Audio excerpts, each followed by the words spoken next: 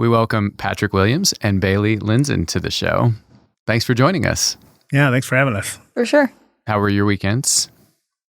It was good. I binge watched The Island on Netflix, and it was the worst show I have ever seen. Well, then Excellent. why? Oh, because you can watch them all in a row. You don't have to just quit, and then a week passes. But, well, that's true. I have done that before. I watched Unbelievable on Netflix, and it was one of the best shows. Oh, I chose wrong then. And you did. So would you rather binge... You would rather binge a bad show. If you have to watch a bad show, you would rather binge it. Well, I was already in there to just see where is this going, because it seemed sometimes it was funny, like it was a parody of other like Law. They tried to redo Lost. There was some Matrix in there. No one was really great acting in the show. That's what you want. It was pretty bad. Yeah, it was pretty bad. I will quit. I'll quit right in the middle. You know what? They had an awesome shark attack immediately, and I'm a sucker for shark attacks. And there was one right at the start, and then you're hoping, well, maybe another shark attack will happen. But that's what I hope. Oh, it didn't happen. I went to Florida this year, no shark attacks. I just sat there and watched. Not even where we had to get out of the water. That's another thing, though. But anyways, yeah. Yeah, and you were so disappointed. I won't stick around in hopes of another shark attack. Gosh. That's not me on TV shows or on cruises. What is your favorite superpower? Well, there's a few. I've already talked about this with my kids. One is where if you get close to me, all the dollars in your pocket, they just turn into pennies. Like you're just like, your pockets just explode with pennies, you know? Why? Just because it would be like it would be this cool thing where people would know not to have money around you. This is like a peanut butter solution level superpower. Yeah. I thought you were going for like you would get all of their money, but that's not what. No, you just want to be annoying. Yeah. I would say that would be interesting though to have that. That's like the Dane Cook. I'd like to cover you with spaghetti. I'd like to be able to shoot spaghetti from my fingertips. But you couldn't do that in this day and age. I mean, not unless it was, everyone's a little touchy about that. You couldn't shoot spaghetti at people. I think that'd be a violation of their personal space. That'd be unless it was like consensual. But turning all their money into pennies. They haven't lost any money though. And you didn't really do it. It's your aura that did it. Right. So you can't be blamed. That's what you're saying. Yeah, but and seriously, if I had a superpower, it would be. I learned about this recently about the immortal jellyfish. Have you heard about this? These little jellyfish, and when they get scared, they're these little polyp things. Of course, I got this on Wikipedia, so I don't know how that official it is. bastion of journalistic integrity. Exactly. See, Ben knows. No one gets it like we get it. Anyways, the jellyfish, when they get scared, they revert back to the adolescent state, and they go back to babies again, and then they start the whole thing over again. So that'd be a cool superpower that you could do that. Like Bailey, I could go scare her, and she would turn into a baby again, like that. So all your and then she'd have to just grow. She'd have to just grow up again. That could be weird for Matt. Oh, yeah. It would be. Yeah. I have questions. Yeah. So if you're out with a predator in the wild and you say, to foil this predator, I'm going to turn into the most helpless thing I can imagine. Yeah. Well, that is. When they're babies, they all go together into this like big ball of babies, and the predators for some reason don't go after. I hope you guys are enjoying this gigantic ball. They don't attack them. It's weird. I know it's weird. No, it makes sense. Like you wouldn't want to turn into a baby. The most but it vulnerable would be, state. Right. Yeah. Or maybe they think I won't do anything. Because like if you and I were about to get into a fight and then you scared me and then I turned into a baby, you wouldn't just beat me up as a baby. That's true. Yeah, you would be like, oh my gosh, this guy's a baby all of a sudden. You would probably, it'd be like if you found a baby. Right. You would feel responsible. You go turn it into where do people turn? Well, if there was a place you could turn a baby in, if you found it, that's what would happen here. Give us 60 seconds on your road to Maze. My road to Maze, I was working out of town. I was living in College Station at the time, working out of town, and then I knew a career center coordinator that worked here in Maze. Yeah. And then she introduced me to the director of what at the time was the undergraduate program office, but now it's the undergraduate advising office. Okay. Peter Drysdale, and I met him, and he talked about academic advising. And I actually was pretty close to my advisor in college. So I knew a little bit about it, and yeah, we didn't actually. I met him 3 years before I ended up here. So I met him I didn't come immediately because they didn't have an opening. But yeah, he called me when they finally had me. He called me 3 years later, and then here I am. That was 15 years ago. So who was that Lisa Burton? No, it was Ashley Kennard. Yeah, that's who got my first job here. Really? In Mays. Mm-hmm. How did she get you? Well, she hired me as a graduate assistant.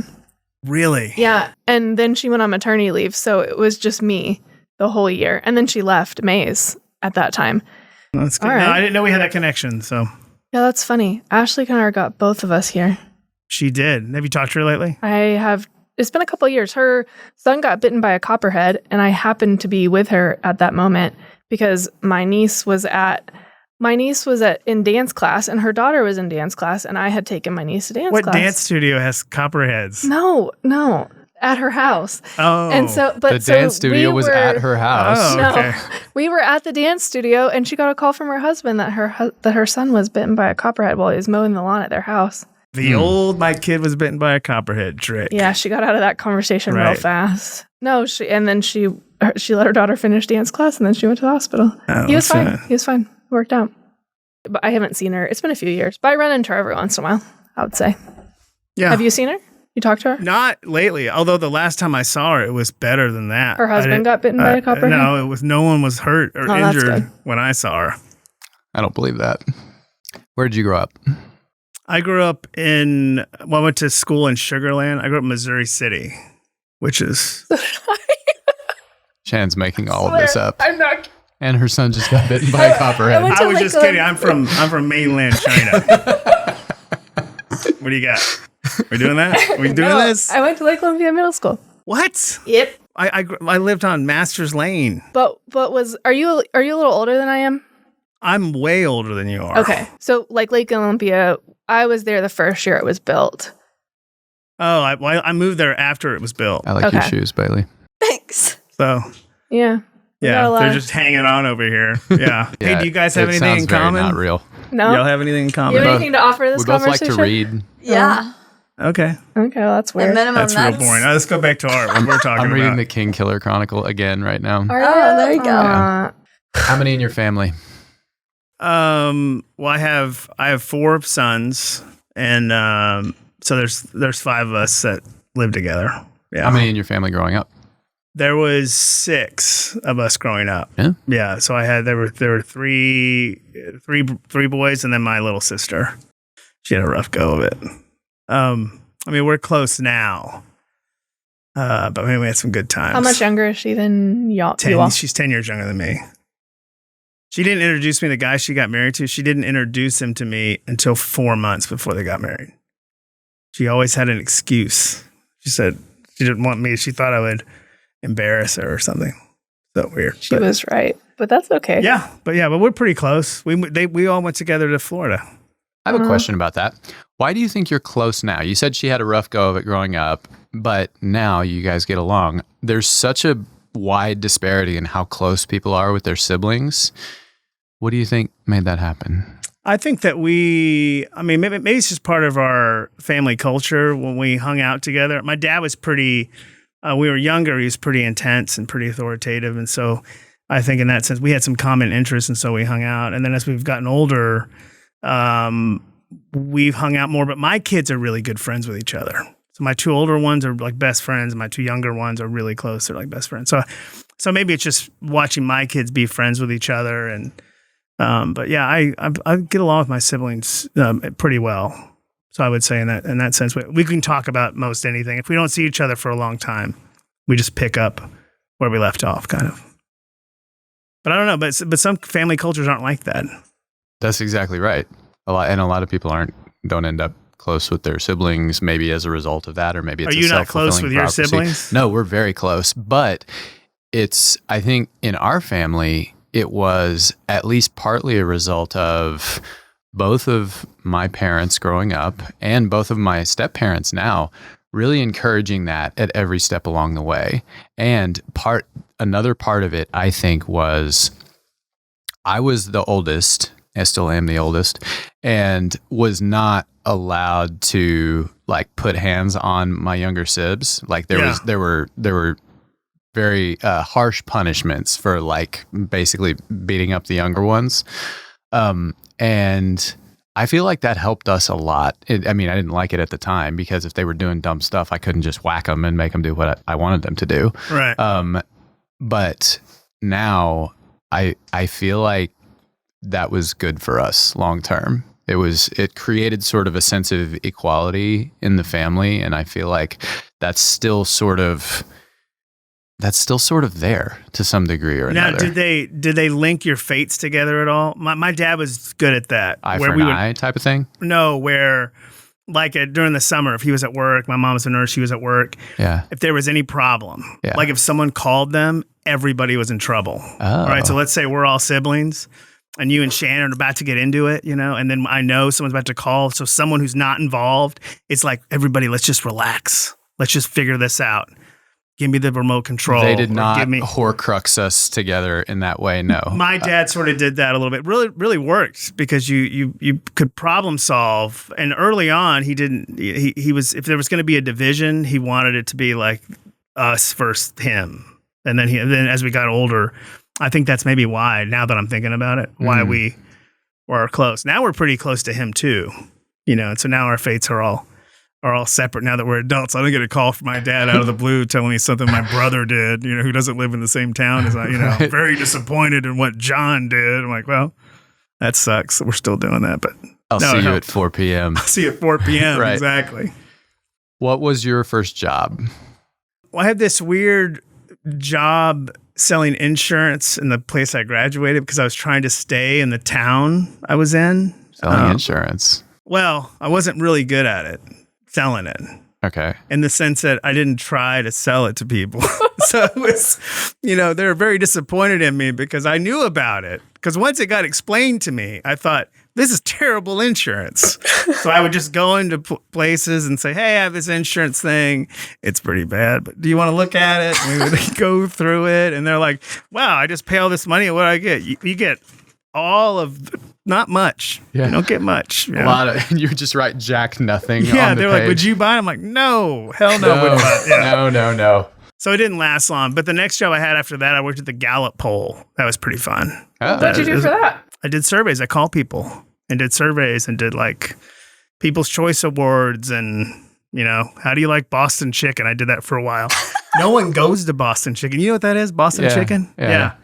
I made so many calls over the period of months. It's hard to even find someone who went there. Everyone knows what it is. But I don't.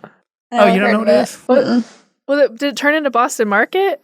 That was Yes. different? Okay. Yeah, Boston chicken did. Yep, it did Okay. turn into Boston Market. They had to change it because no one liked Boston chicken. Now, you said you were calling for the People's Choice Awards. Is that really how the People's Choice Awards get done? Like, it is just That like was the coolest thing. random We people called that we that called? day.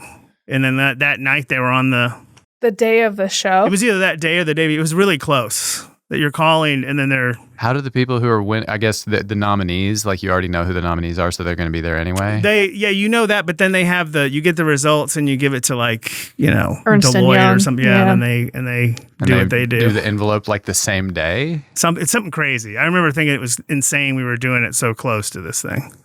That's cool. That sounds like an IPO, only way worse. It sounds really unreliable. Yes. Yeah. To go with that. Not that I thought that the People's Choice Award was, Well, I think it's probably, it's like we're calling the people about the awards. Yeah. So, I mean, yeah. People's Choice. Sure. They could have easily not answered the phone. Right. What was your greatest challenge as a child? My greatest challenge as a child was my personality type. Of course, I didn't know about it too much later. The Myers-Briggs, my personality, I was very different from everybody in my family. Really, people I knew, things I thought about, what I wanted to talk about. It was always different than what everybody was talking about. And so I had a hard time. I loved learning, but I had a hard time learning what was being assigned to me in school. And I was in trouble constantly because I didn't have ADD back then. You're just a terrible person. Which meant your whole family was in trouble constantly. They had to, to an extent. Yeah, you're right. They were, but it was, it was weird. Like it was just the things that would occur, like my dad, the things that occurred to him to do are the things that the world if you're like that, it helps you, so it's more of and I thought, changing the air filter in your air conditioner and making sure this thing is paid by this deadline and making sure you have a calendar. And it was like, I would just be distracted by because someone's head was shaped like a toaster or something. And then I would think about that for a long time and that kind of thing. So as a kid, you just have to just figure out how to survive, what to talk about, what answers to give, that kind of thing. So that, as a kid, that was a struggle because you're not that self-aware. So your conclusions are that you're just you aren't made for the world that you're in. So you have to try to learn it. So that was my biggest challenge. And I know that's not a big challenge, in the sense of what other people have as challenges, but looking back, that's, then I wouldn't have said that. I maybe would have said something else, but looking back, I think was my biggest challenge. Whose head was shaped like a toaster? Well, just like a random thing where I would just notice there seems to be patterns everywhere, just the way I see the world. And so I would see something that would be interesting to me or, I wouldn't understand it, or I'd want to ask questions about it. And you're not allowed to ask any questions about anything, which always so frustrating because I always wanted to know, like, what's happening there, or like, why is this like this, or that kind of thing. You probably were allowed to ask a certain number of questions. Yeah. You just often exceeded that number. Probably. The patience of other adults. Yeah. I would say, that's it. My grandmother used to indulge me. I used to sit in this little chair and I would ask her questions while she, did chores, but I always thought it was just because how bad it is to do chores. So anything, and that's before like Netflix and podcasts where you could listen to things. And so she probably thought, wow, I'll just listen to this little kid. Do you watch Netflix while you do chores now? Oh, yeah. Yeah, Netflix. I always have something else going on while I'm doing something. Yeah. I listen to podcasts. I can't watch a show while I'm doing chores. Like if I'm like moving around, I'm worried I'm going to miss something important. It's a show I've already watched. Yes. So I can watch shows that I've already watched, listen to them. No, it can't be a new show. I do new shows. I'm fine with that. Yeah. I might not leave the room. Sometimes I do. Yeah. Sometimes I'll leave the room and then Ryan's not even watching the show with me and he'll pause it for me. And I'm like, it was fine. I didn't need, or he'll rewind it. I'm like, man, that's pretty good. That I isn't wasn't missing anything. That is nice, good. yeah. Would you do that if your wife leaves the room? Would you? She would never do that. His wife would never leave the room while she was watching a show. But if she did, though, would you pause it? My wife and I coordinate our bathroom breaks when we're watching a show. What do you mean you coordinate? She's like, do you need to go to the bathroom? Like she'll say, do you need to go to the bathroom? And I'll say, no, but I know that means she needs to go. And so like within the next... you try to make them line up where you both go right then? then? We both pause and then we both go to the bathroom at the same time. He's like, we're smart enough to do that too. No, I mean, if we're watching a show together, Yeah. like... Is that unusual? No. I don't know. I don't think that's unusual. I was married a long time and I wasn't that great at it. So I'm sure I didn't do that. Or do you need to go to the bathroom now? Let's just... So what did you do? I think if she went, maybe I'd pause it till she got clear and then watch a little bit of it. And then when she got back, I remember I cheated on her with the show Lost. Oh no. We rented these. I feel like that was a show that a lot of people cheated with. We rented these DVDs and they had like 3 or 4 shows on each one. And so I rented one and we watched one and then she went to sleep and I thought, I'm just going to watch the first bit of the next show. Cause that was always like the best part of Lost. It was the first bit of the next show. Yeah. And then I watched it. And then of course I got sucked into that show. And I thought and before I knew it, I watched all 4 shows on this DVD. And I thought I could probably rewatch a show with her and then she wouldn't know about it. And then the next day, she asked me about it. I'm super tired, obviously, because I stayed up and watched this show. And I just told her, I just had to admit, well, I did something really bad last night. I cheated on you. She was like, I did something bad. There the whole time. I was there. I got curious about it. And I just went and looked a little bit. And then one thing led to another. And then it was she's like, you watched the whole DVD of Lost, didn't you? I'm like, yes, I did. Yeah, I'm glad you're pointing and your entire family was punished. Oh my gosh, it was so bad. But yeah. What do you consider your most valuable failure? This was at this job in my office.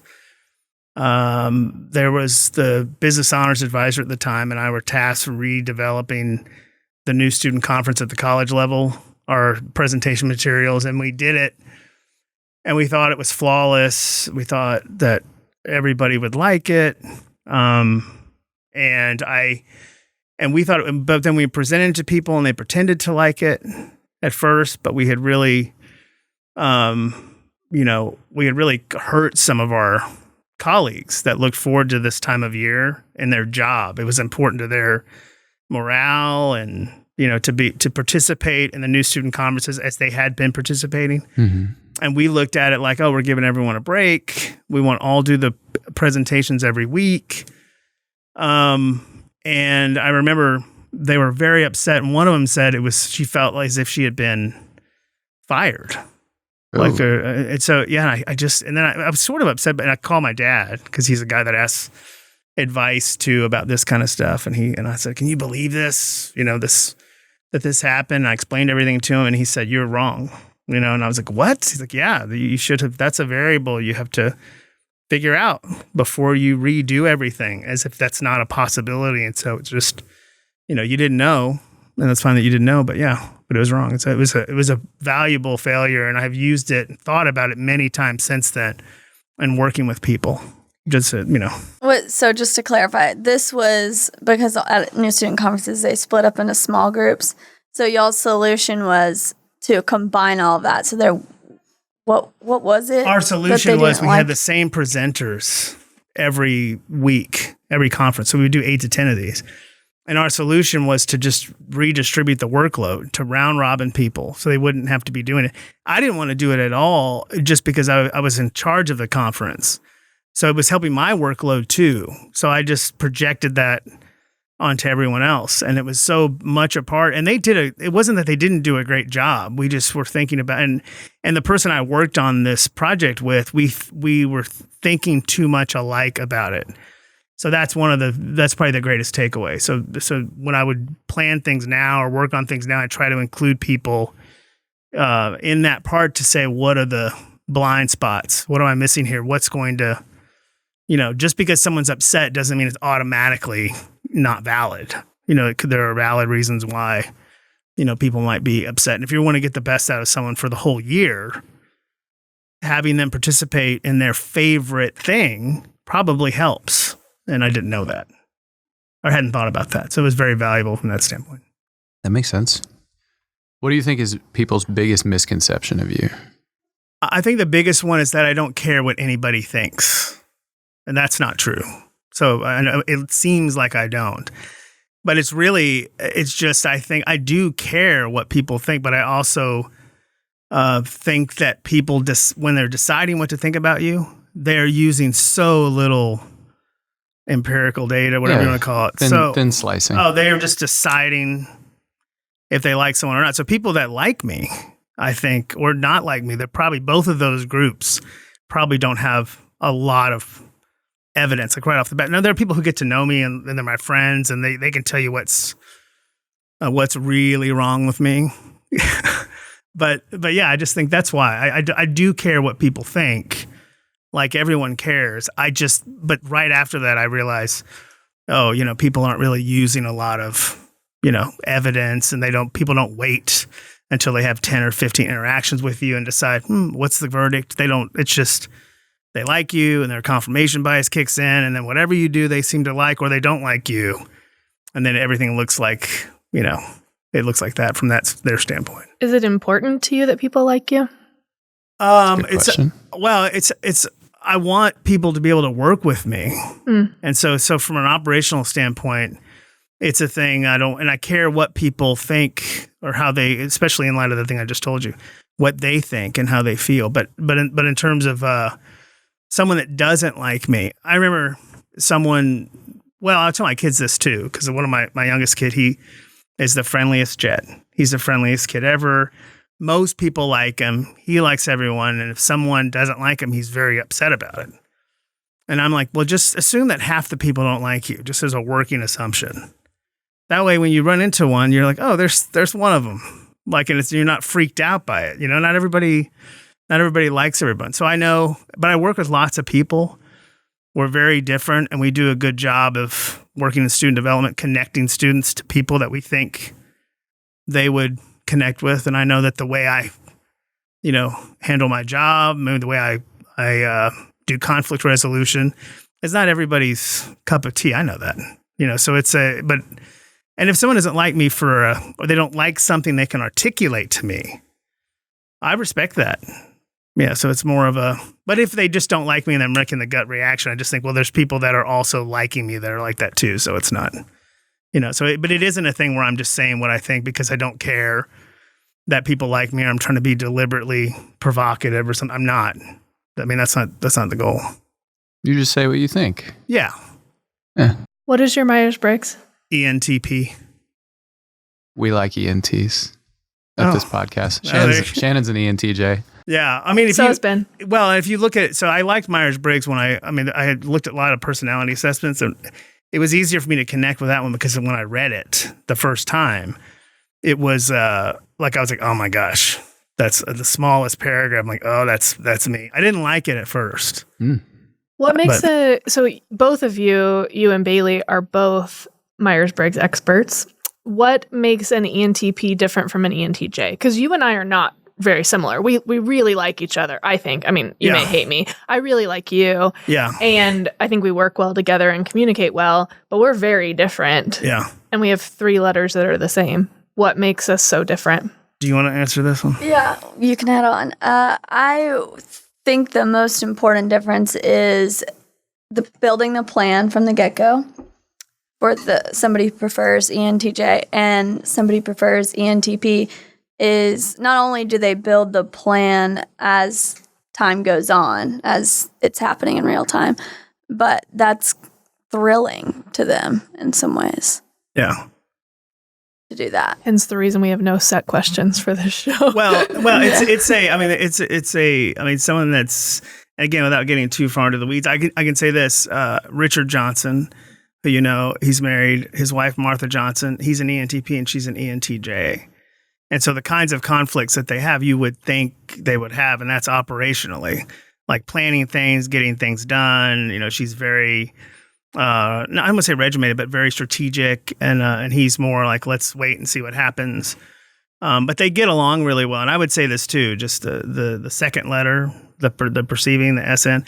It's you really, if that's the people that I get along with the best seem to have that as their second letter, just because they have maybe more access to how I see the world. Even though my preferences on that dichotomy are very extreme, I still relate better.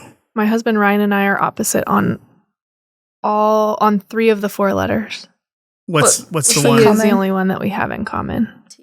And I'm like 50% on T. So I'm not like a hard T. Yeah. Yeah. Well, go ahead. Well, I was going to say the main conflicts people have in teams or, in relationships come from the last letter. So you see a lot of that. And then the second letter, there's a lot of that too. But for sure on people who like to plan, driven crazy by people who don't like to plan, they view those people as non-methodical or depending on their other preferences, can get offended by it.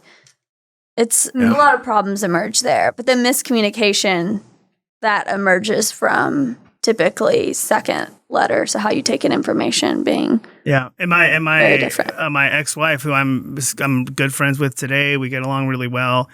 We are opposite on all the letters. And so the way that she would show that she was, trying to connect with me and the way I would try to connect with her, it's just too different. And so we just thought not the best way about each other because we didn't know that. We didn't had we believed that there wasn't such thing as a right personality, had we thought, oh, these are just innate preferences and people are, my parents could have, the things that she didn't like about me, my parents could have said, oh, he was like that when he was 5. He was just like that. And so it's kind of, had we known about it, and if you know about it, just accepting that people have different personalities and there's no one right or wrong personality, that's half of it right there. If you're committed to that, that's doing a lot of the work.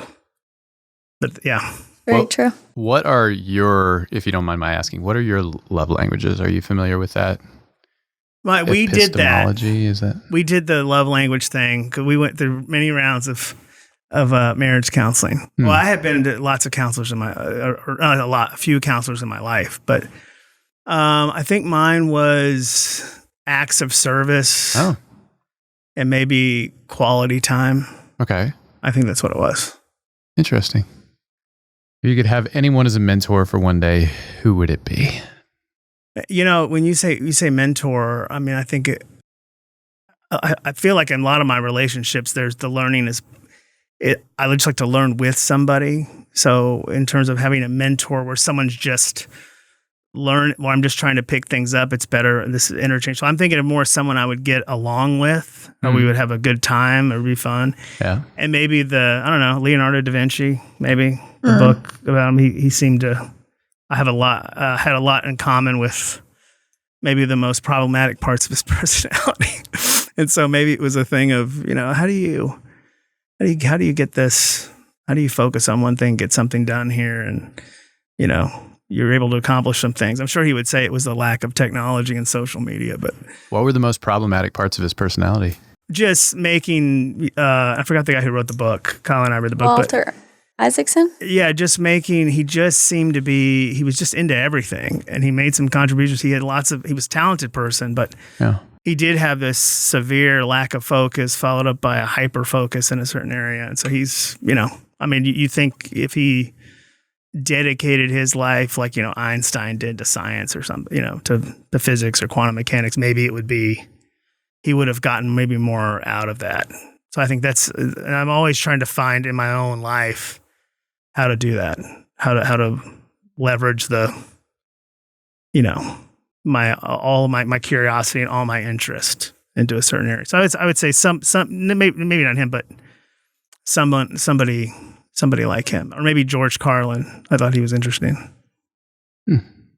I feel like in the last few years, we've started finding out like what the most problematic things are about all the historical figures that we revere. Is that the right way to say it? Yeah. Like we know about, Martin Luther King Jr.'s various transgressions and Leonardo da Vinci, Isaac Newton. Apparently, like the latest one that I saw was Einstein's list of requirements for his wife will absolutely disgust you, or something. And the headline always ends with something like that: will absolutely disgust you. Yeah. Clickbait. Right. Yeah. But a lot of our icons have fallen in some way, and others that have not fallen, we still see them now as much more complicated than sort of the archetypal, not exactly human figures that we saw them before. And I think that process is going to continue. It'll get worse. Well, way of Twitter, so they can show you how flawed they are.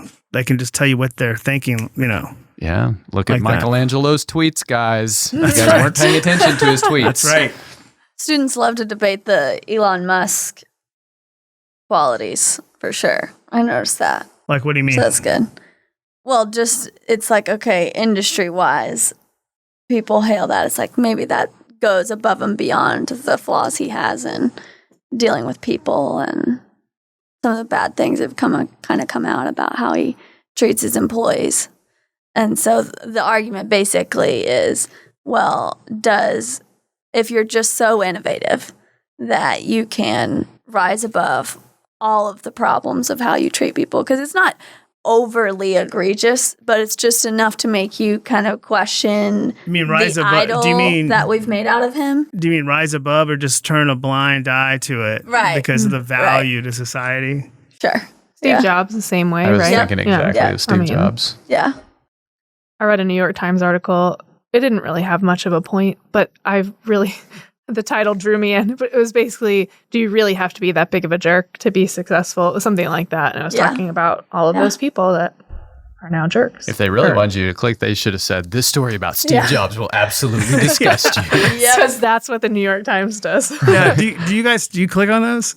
Do you still click on those? No. Oh, will absolutely disgust you. Anything that ends with will blow your mind will absolutely disgust you. I'm out. Like I go the other way. Like one weird trick, any of that clickbait stuff, it like my brain, like it drives the magnet in my brain the other way. Oh, no, at first I did do it when I first saw one of those. And then I realized, oh, this is a thing where it's going to show me one thing a page. And then there'll be, then I'm not doing the next page. I don't care if I want. So I guess now I'm less curious about that because I know, that's what it's going to be. It's not going to be an article where it'll give you the bullet points right there and you're going to get all the information. It's going to make you wait, but yeah, I don't know. Yeah. Disgust you, outrage you.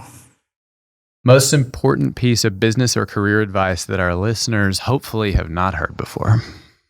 Something that they've not. Counterintuitive, maybe something a little surprising. Something that surprised you, perhaps. Well, and again, I don't know how novel this is. I'm speaking just from things Bailey and I have done and thought about with students and their professional development and just careers, just how you have all these different paths that you could go into, and how there's your career fields you can go into, and you don't know what they are.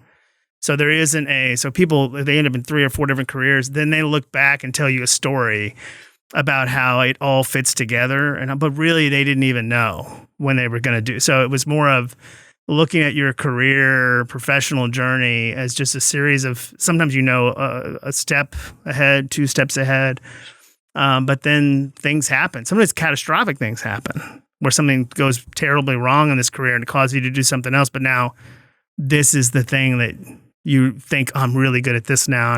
So just, I think that there's no one thing. There isn't a thing. Even someone that says, I'm going to be a financial planner, and that's all I've ever wanted to be. There's still probably a bucket of things like that for that person. So I would say, that would be that people may not have heard it from that end of going forward in a journey and a path, because when really successful people tell you their story, it's like everything was planned and they just knew, and then no, you didn't. You didn't know.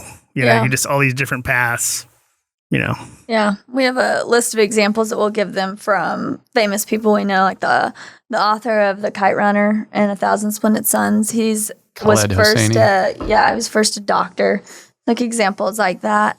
But then also people we know, people that literally graduated when I did in 2014 are now doing something completely different, is freeing for students to hear that. Yes, it's important what your first job is, but not that important.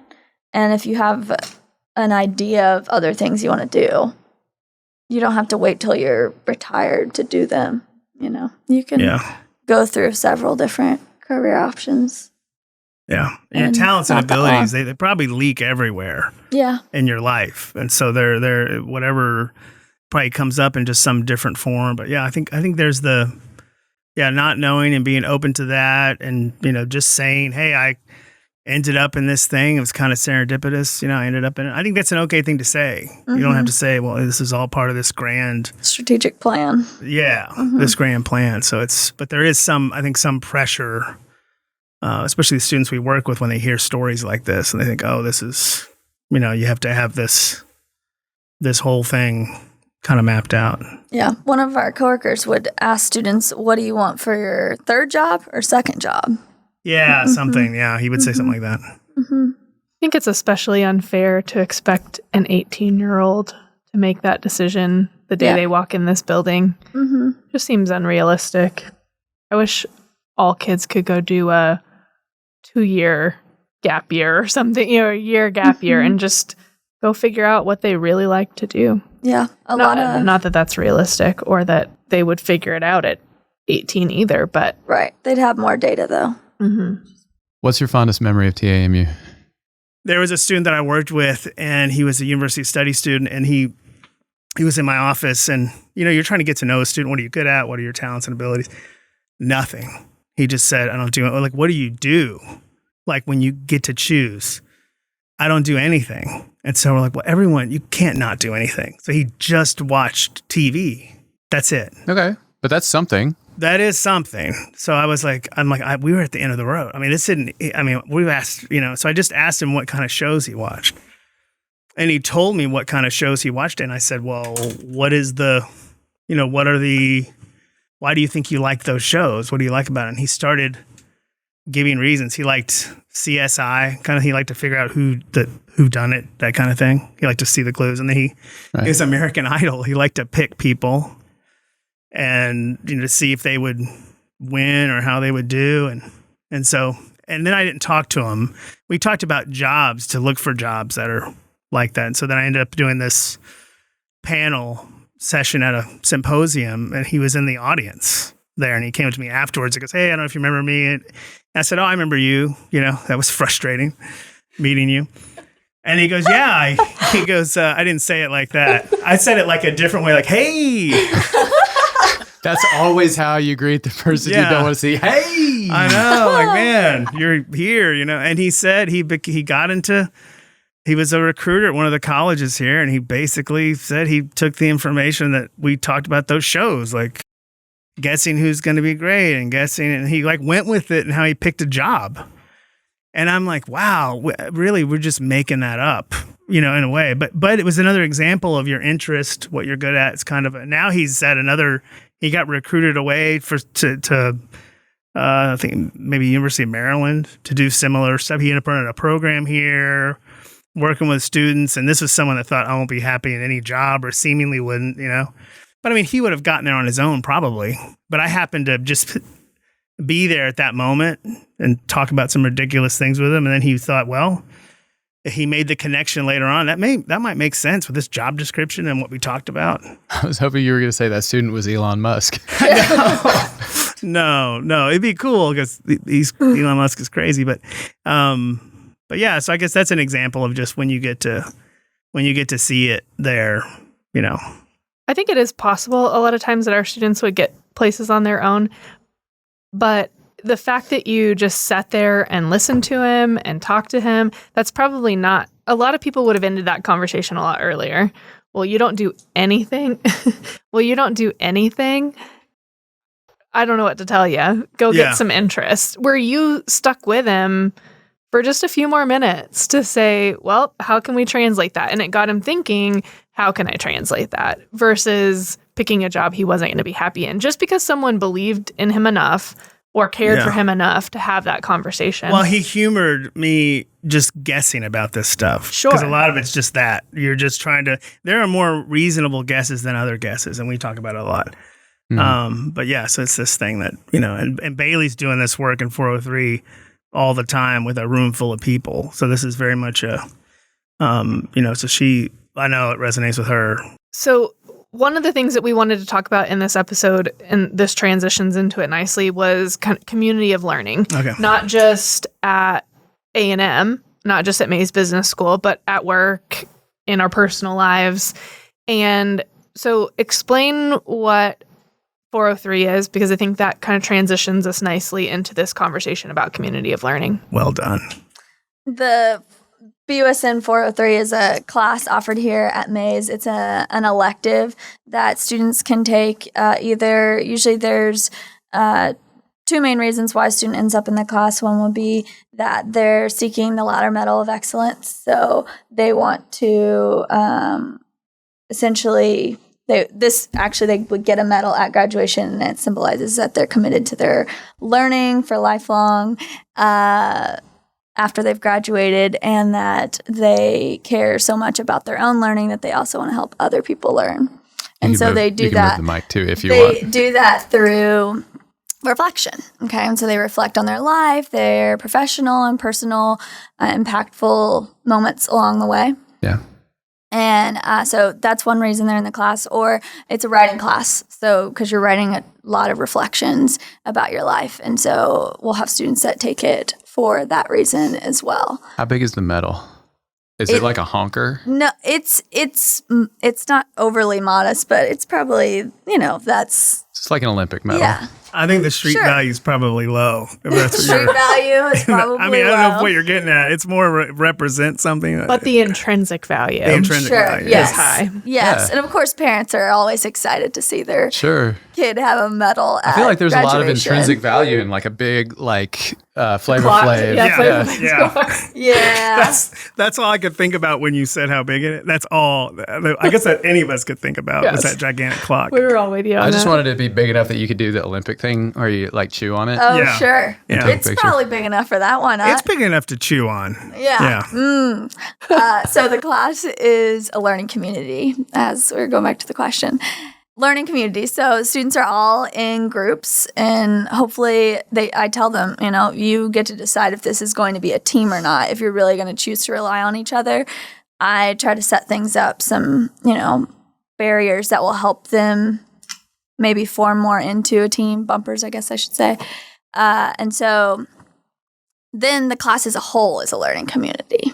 And I always tell them I'm not there to teach you. I'm here to facilitate your learning and believe that you guys have the ability to teach each other in ways that hopefully you can take into your workplace and realize that like you can learn from each other everywhere you go in the world. And so that's kind of the basics of what it is. And then it's the portfolio class. So they're making a portfolio as the class goes along. So all of these reflections, not only are your peers reading it and they're giving you feedback, and I train them in how to give good feedback, and getting comfortable with feedback, both giving and receiving, is pretty crucial skill in life. So just doing that in this super safe environment of the classroom.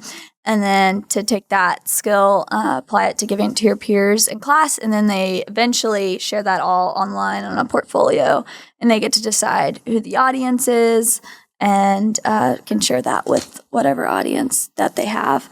So it's a little bit extra vulnerability step there of deciding who to share a little bit of yourself with.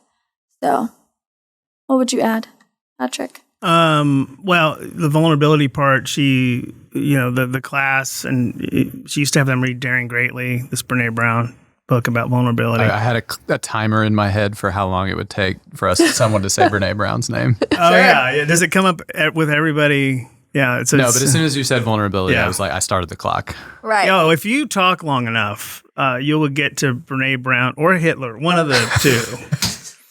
Yep, she'll be Brene. excited to hear that quote later. Hi, Brene. It's weird. It's weird. Like I don't know why, but I don't know. I just had to say those words in that order. But yeah, so just the vulnerability part of people letting themselves be known by someone else. If someone, working in student development, if someone defenses you and doesn't let you in, it doesn't take much for you to not get in. So it really has to be someone's open to you listening to the facts of their story, so you can help them figure out what those facts and that story mean. And so that's why it's important. How does that translate for our listeners in the workplace? Well, vulnerability is the basis for trust. And I appreciate if y'all heard the Thin Book of Trust that Dr. Mark Antonio introduced me to years ago. Yep. And What's it again? The Thin Book of Trust. Oh, okay. It's literally thin. It's thin. Yeah. So the author, Charles Feltman, he defines what distrust is. And I think that's a good example of why we need vulnerability. So distrust is what I have to share with you isn't safe in this situation or in any situation. And nothing's safe with you. So to think about distrust like that tells us, okay, well, we don't want that in the workplace, especially in teams. So what does it take? It takes us to build rapport, find the common interests that we have, to think about why a person might be why they are, beyond just personality assessments, which are a good foundation, but also the key experiences that have affected their life.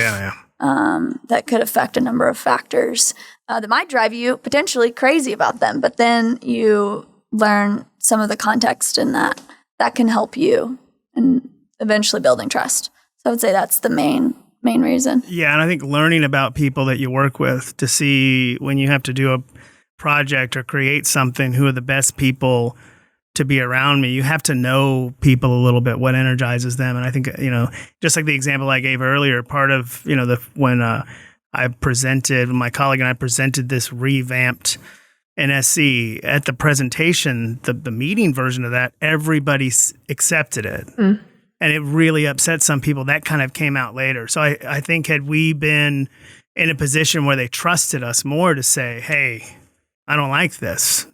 We have that kind of rapport with people, then I think it's and they feel safe to do that, and just that was a learning process. Had we been more of that kind of a community, I think it would have helped us. And I've seen professionally wherever in the organization I'm in or the ones I'm affiliated with, whenever they have an issue or a problem, that it's usually somewhere in the holes in that community. That's actually where our first 4 questions came from, was Patrick Lencioni's, one of his books, use these 4 questions to start off a team. Because then in those very brief 4 questions, well, I already knew most of those things about you, except I didn't know that we were both from Shirley, Missouri City area. Right, most city. But I knew about your greatest struggle as a child, but had we been new to a team together, that would have been really useful information for me to know. To know what your personality type was, to know that that's how you work and operate. Yeah. And then I could think about how that's going to impact our working relationship going forward. Yeah. And so, and part of it, like Bailey, I'm glad you said that about experiences. What's happened to a person is the thing that sort of makes them, so maybe it does go right along with their personality or not, but what happens to them is arguably the most important variable in how they end up and how they, and the person they are. But yeah, I think, that's what, if you want to, I'm not saying it guarantees optimal production or outcomes and from a work standpoint, organization standpoint, but you got a fighting chance if people trust each other. And if they think that, this person is at the very minimum, so for the goal of what we're doing, that, I can sort of trust their instincts, their ideas, whatever they initiate. And oftentimes it seems like when they have that kind of rapport, there is less of, oh, this is my idea. And it's more of, this is our idea. Like, we made this together. And there is something about even the most ardent individualist Lone Ranger. There is something compelling about that idea, I think, to everybody. Mm-hmm. What are some ways that you all have created communities of learning here, either with students or with coworkers, that people could apply to other contexts that have worked or not worked? Well, the number one thing that comes to my mind is when I took the BUSM 403 class when I was a student here 7 years ago. I took it with Dr. Nancy Simpson, and one of the things she did that I had never seen a professor do in my time here, and didn't after that either, was invite me over to her house for dinner. And it was such a simple thing in a lot of ways, but also, that does take work to have a whole, 15, 20 people over at your house. And so I adopted that for my class now, and so they come over kind of towards the beginning of the semester and then at the end. And Patrick was kind of alluding to the fact that as the leader, or in this case, the professor, the boss, whatever it might be, you can't encourage vulnerability and you not be a part of it. You have to step into it too. Yes. Letting people into your house is kind of a vulnerable thing. Yeah. Yeah, it is. It tells people a lot about you. And then on top of that, inevitably, when you're at somebody's house, you're going to learn quite a bit about them just through conversation, like just the relaxed setting. And so the idea that happy hours and lunches with the office and celebrating birthdays, those aren't just things for HR to do, the fluffy stuff. That's actual real work. And that's hard for some people to wrap their heads around. We're reading Shackleton's Way for the book club right now, and he does that. He celebrates birthdays on this ship in the early 20th century, a time before, probably HR exists, right? Like, just thinking that these ideas are not new but that seeing them as a part of legitimately how to build culture, how to build trust in the workplace is, it's been around and it works. What do you? Patrick had some visuals about HR. No. It was just that there was these two random. One was like, was there ever a time where it didn't exist? HR, like you just think, oh my gosh, I was just thinking of like, the Mongols and then and they have like an HR person there, like, just sort of talking about celebrating birthdays, talking about like benefits, the Vikings or something. Or placing people in their best roles. Exactly. Things. This guy's the beheader. That's what this guy energizes him the most. Genghis Khan's army had a really good health insurance plan. They did. They did. Yeah, you didn't have to be in the area either. You could be at the place you're pillaging, and it would you could choose your provider of choice. Oh yeah. They also had an HMO option, but that wasn't as good. Oh, they did.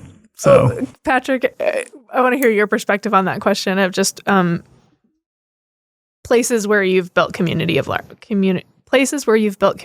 learning. So I think what Bailey, and by the way, Bailey does the dinners for her classes, and the students. When you talk about the class that does that kind of thing out of the class, sort of getting to know each other, they really value that. They value it for the instructor too, because they, I think maybe a lot of faculty members think that my area of expertise is the thing that they're going to remember the most. But a lot of times it's just the things you said about your life that they remember, and that kind of, and it probably did help when it came time to talk about the things that were going to be on the tests and to lecture, that you had that. Even maybe more credibility with it. But I think building community is, Bailey said she had never been in a faculty member's house. No one had ever invited her, over. I think it's really a commitment to just try things. When you get to know people, you just try, just different things. There aren't any rules really on how you build the community. One of our colleagues, Claire Robbie, who you guys have met, she had us sign up to be on a kickball team together.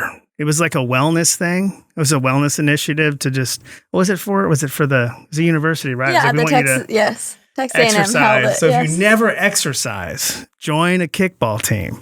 And Claire got a bunch of people on it, and we all didn't. I got to know Natsuki, works in SIBS. I didn't know her as well before the kickball team. Our new advisor, Brittany, Jennifer, the finance advisor. It was like this thing, this kickball that has helped us here. Right. And how we connect to someone. So it's not like, it just seems like I want to play kickball. But I just think looking at it where you don't think there's a set of rules on, this is how we have to make this community, and this is how, but we laughed together. We lost horribly together, which is, there's no run rule. Or there is one, but it isn't that. It's not. It's like it's 20-ish. way. Oh yeah, like if you're done by like 100 runs after the fourth inning, like but that kind of stuff where it's just things that I just think there are less rules about it, and so and then probably the what you get from it, from the effort of creating this kind of community, I think it's worth it. Mm-hmm.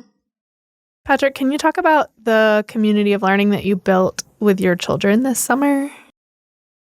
I liked that one. We did this. They were basically not doing stuff during the day. I mean, they were doing the typical things, fighting and playing lots of video games and watching YouTube videos. I like them already. Yeah, they were. And then I thought, man, we gotta do something, because they usually respond pretty well. That's another thing too. I feel like my ideas, my parental instincts aren't necessarily the most conventional, but I think they know that. And in some ways it's interesting to them. So they'll kind of hear me out. But it was a thing where I told them, okay, for like we only had a few days left in the summer. I said, I want you to pick 3 things. It was 30-minute blocks during the day. That was it.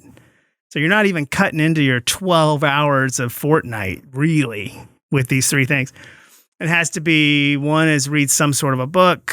One is, you can learn something. We all play instruments, so you can play an instrument. If you know an instrument really well, find a song that's harder to play, learn that. And then they could teach each other things if they wanted to. So that my 2 older kids, they dabble in like MMA and jiu-jitsu, and, they can teach the younger ones some stuff if they wanted to. And it was in the first few days, they eventually stopped doing it because then we went out of town. But for a few days when they were doing it, they they liked it. And I would ask them, I'm like, well, show me this. And my 12-year-old put me in a headlock. It's a BJJ thing. And he goes, Dad, I'll put you in a headlock and you won't be able to get out. I'm like, I could destroy you. I'm bigger than you. I could beat you up if I wanted to.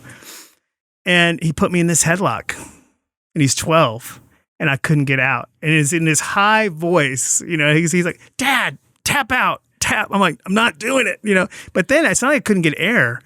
I started to feel like lightheaded. That was it. And I thought, oh my gosh, and I thought I could stab him. He would let go, but I thought, unless I am committed to really hurting him. We're gonna come back to that. Oh my gosh. Did you have a knife on you at the time? I think I had this pen on me at the time. It was in my pocket. But I thought, oh my gosh, this is like, I can't believe this is working. And I tapped out because I couldn't get out of it. But, and he was what was cool about that, aside from what was super embarrassing about it, was that, he had learned that from one of his brothers. And so it was a thing. And they, I think, bonded a little bit over that, over sharing some knowledge they had with each other and, and playing. And the youngest one's trying to learn guitar and ukulele. He has both, I know. And, so it was a cool thing. It was just a very small thing.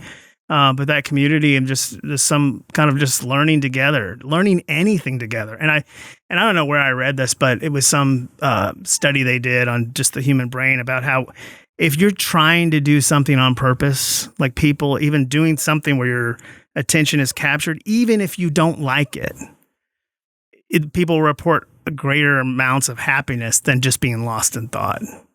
So it's just on purpose doing something.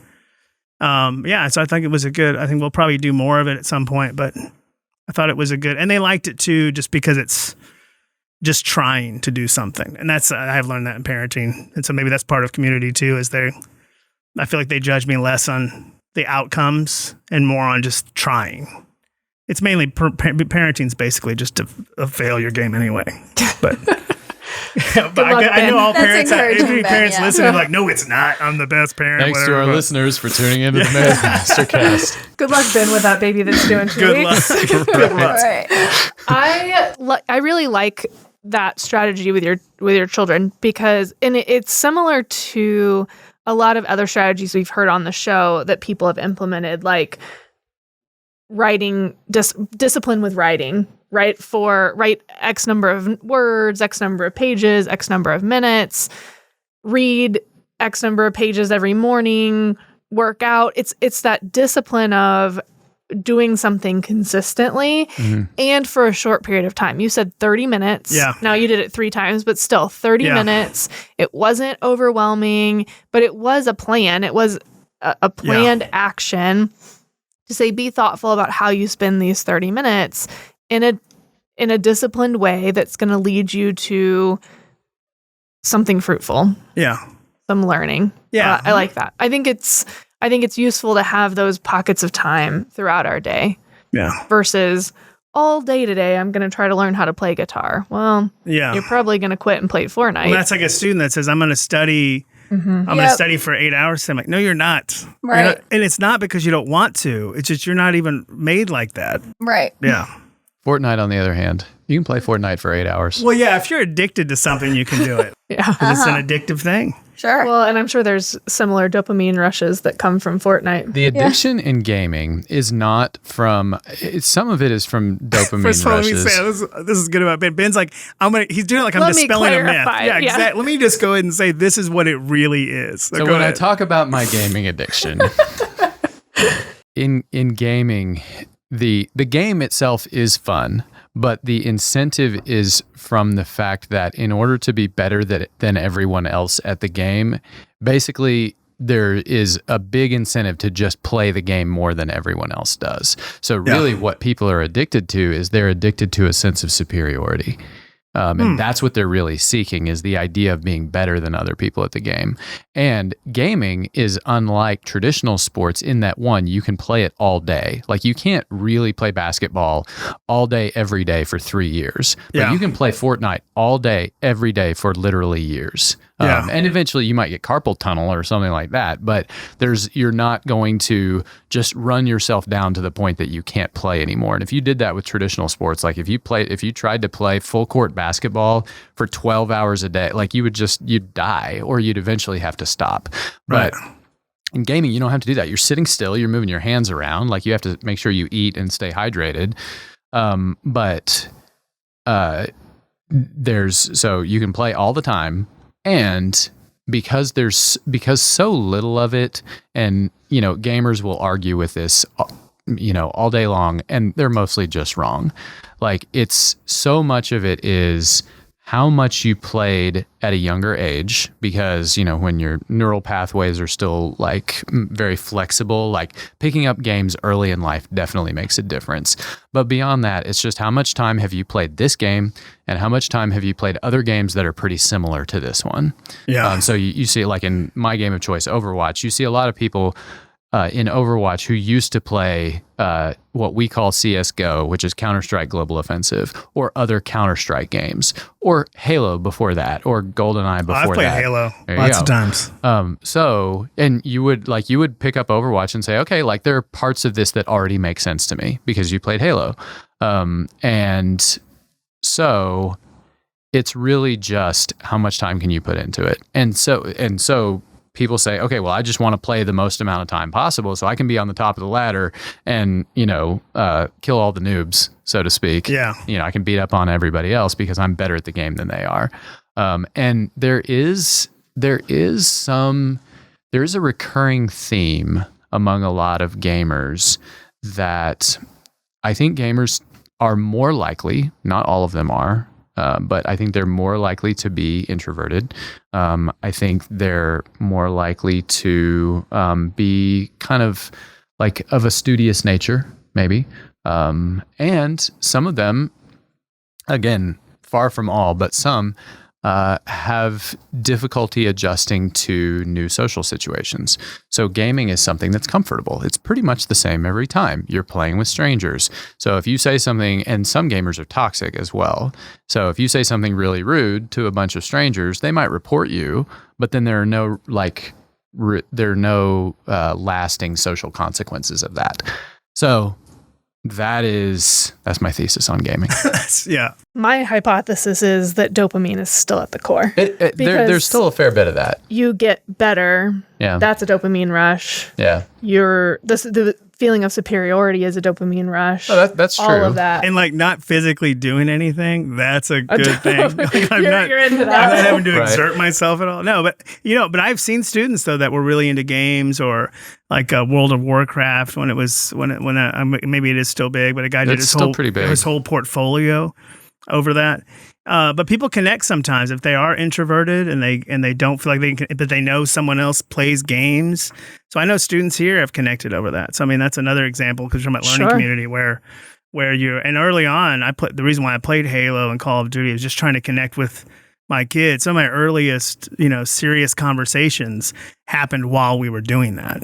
While we were just trying to connect with them at that level, even though they were murdering me, though, while we were just getting shot in the head. What were you guys talking about while they were murdering you? Oh, just an issue of we'll keep that for a blooper reel later. Just some issue they were having at school. Like maybe they told their mom something, or she was like, "Oh, I think they're kind of going through this," and to have this talk and just to be, it's a little bit of misdirection than just head on. So yeah, usually it's those kinds of talks. You want to be doing something else, to where you can audible out of it if you have to, and doing that. So my oldest kid's super introverted, and my first serious conversations with him about things happened playing Halo because he was so ready for the face-to-face confrontation. That's a little bit, even when students are like that. If you go for a walk with a student and you have to say a tough thing to them, it's way easier than just being right across the desk from somebody. But Yeah. So for our listeners, if you really need to have an insightful conversation with someone, maybe a vulnerable conversation with someone, the best time to do that is while murdering. Yeah. Well, while they're shooting you in the face, The more and then you know. you're saying this is kind of a good trade-off, maybe.